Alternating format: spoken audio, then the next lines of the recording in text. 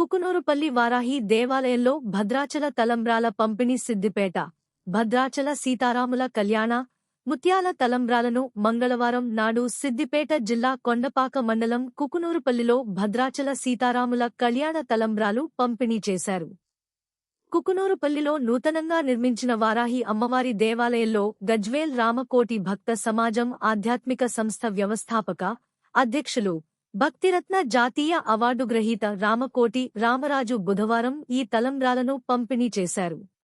ఆలయంలో భక్తులచే భజన చేయించి సీతారాముల కళ్యాణ తలంబ్రాల పవిత్రత, వాటి విశిష్టత తెలియజేసి పంపిణీ అందజేశారు. శ్రీరామ జయ రామ జయ జయ రామ శ్రీరామ